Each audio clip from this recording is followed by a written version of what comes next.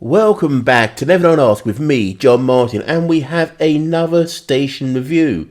We're in Buckinghamshire on the Marston Vale line and within the city of Milton Keynes for Bow Brickhill Station. Bow Brickhill Station sits on Brickhill Road near its junction with Station Road. Yes, another one.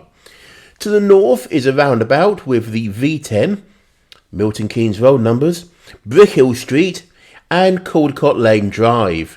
Bow Brickhill Village is about 10 minutes walk away to the east via Station Road.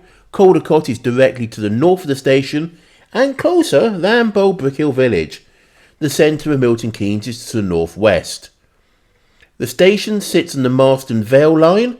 Fenny Stratford is a mile to the west and Woburn Sands is just over 2 miles to the east.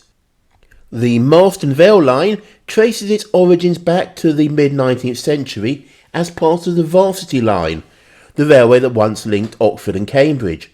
Opening stages between 1846 and 1851 by the London and North Western Railway. This cross-country route was built to connect the major university cities and the growing towns in between.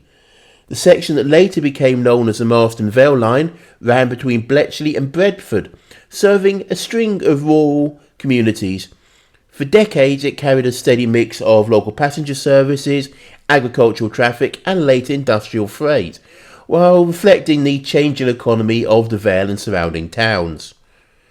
The line's fortunes dipped in the 1960s when much of the broader Varsity line was closed during the beaching cuts, leaving only the Bletchley-Bedford section in operation. The surviving stretch became simply known as Marston Vale Line and was kept over largely because of its usefulness to local commuters and its strategic value as a diversionary route. Over the years it saw dieselisation, rationalisation and periods of underinvestment, but continued to provide a vital local connection for nearby villages and parts of Milton Keynes.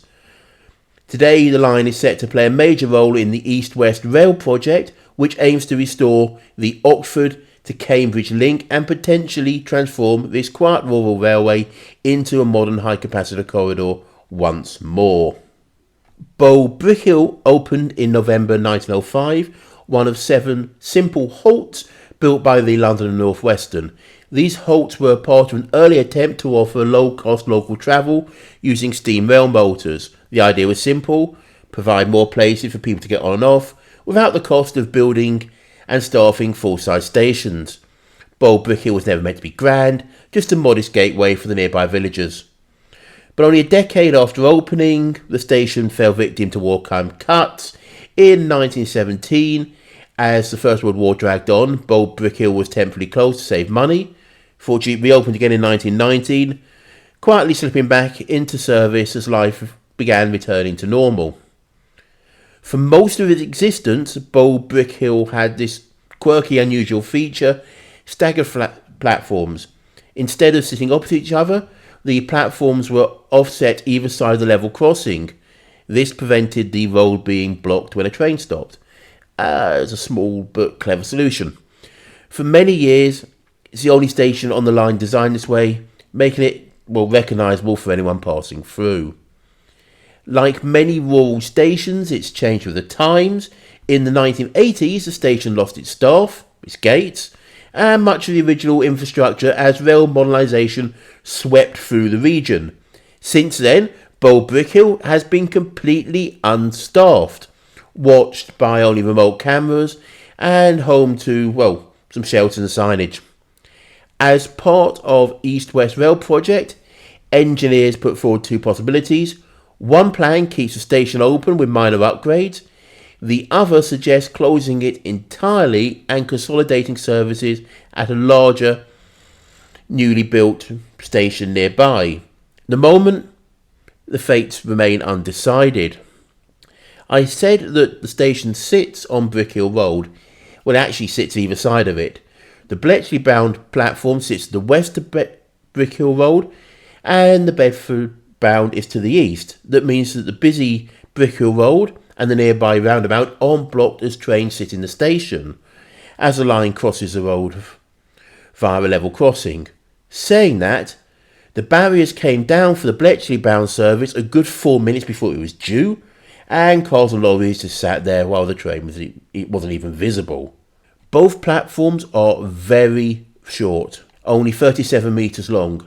To put this into context, the two-car Class 150 Sprinters are 40 metres long, but since their doors are a third away down each carriage, they can just about cope.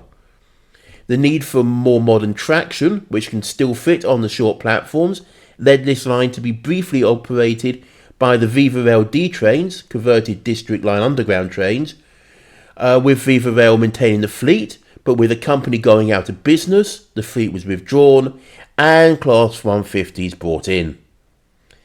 This is an F2 category station. Marked for services 2 out of 10. The service at the time of writing is very simple. 1 train an hour towards Bletchley, 1 train an hour towards Bedford. Bletchley is a 6-minute journey, Bedford is just over 35 minutes away. Mid-morning there seems to be a missing train on the timetable, and there is no Sunday service. The most popular destination is Bletchley, with 2,049 journeys, followed by Bedford, Northampton, Euston and Stewartby. Using the 23-24 figures, we have 13,274 entries and exits, which gives a daily average of 42.5 passengers a day, adjusting for only having service for 6 days a week. We have 204 services each week. We're leading to 1.25 passengers per train. Prior to COVID, we had many more passengers, peaking out at like 43,410 in 2018-2019. The line was suspended for the first few months of COVID, but it was also suspended when Viva Rail went out of business, and this has affected the figures. Marked for onward travel, 1 out of 5. There is 1 bus service, the Loop bus that runs every hour from Bletchley bus station, past the station, through the village, then through Woburn Sands to central Milton Keynes, then back to Bletchley. An hourly service also runs the other direction, and there are no buses past 7 p.m, and some of the early morning buses don't stop here.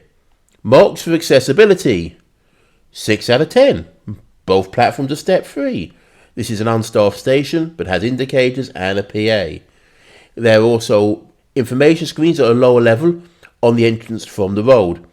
However, this also drops marks due to the platforms, which are not only very short, but very narrow, and Marston Vale's line is one that does have non-stop trains on it. Marks for station facilities, 3 out of 10. Oh, it's fairly sparse here. After all, there isn't much in the way of platform to put things on. They have some ticket machines, and compared with the normal bus shelter style, these covered shelters are fairly substantial. But they're not actually on the platform, they're just before the platform's reached because they're in any space. There is some seating on the platform. Marks for care and character, 8 out of 20. It's a quirky station, but there isn't much other than the tiny stagger platforms to give it character. Opposite the Bletchley bound platform there is a dump for spare bits of railway infrastructure. What facilities here are modern, but it comes over as a lonely station. Platforms separated by a busy road, and the views are dominated by box warehouses. Do you use this station? Do you think I'm too harsh on it? I mean, nice enough, but it's just there's no kind of character. But so 8 out of 20. Marks for nearby things, 2 out of 10. There's not much here. Neither Bow Brickhill or Caldecott have that many facilities. What there is nearby is Caldecott Lake with its ornithology in opportunities. I'm not saying that again. The F1 team Red Bull Racing have their HQ a few minutes walk from here. Have you visited Caldecott Lake? Well, the birds, I know there's birds' hides there and things there. Is it worth going? Let us know in the comments. Overall, this station gets 22 out of 75, which comes out at 34%. It's quirky, but without charm, and limited by its small size and trains only 6 days a week. Once again, I want to thank you for watching this as I travel around the country. Please like, subscribe, ring the bell to be notified of the next station review, which I can assure you will not be on the Marston Vale line, though there is another one of them coming at some point. Looking through my view counts for my videos, I noticed that Sundridge Park have got about 8 views compared with all the others that have got well into double figures, they've got triple figures. I know this channel, at least the station reviews, are fairly new, so we're growing an audience, but Sundridge Park was just very, very low. So I'm wondering, will Bow Brickhill, another small, possibly forgotten-ish station, get these same low figures, or are people more interested in these little rural villages? Anyway, see you next week.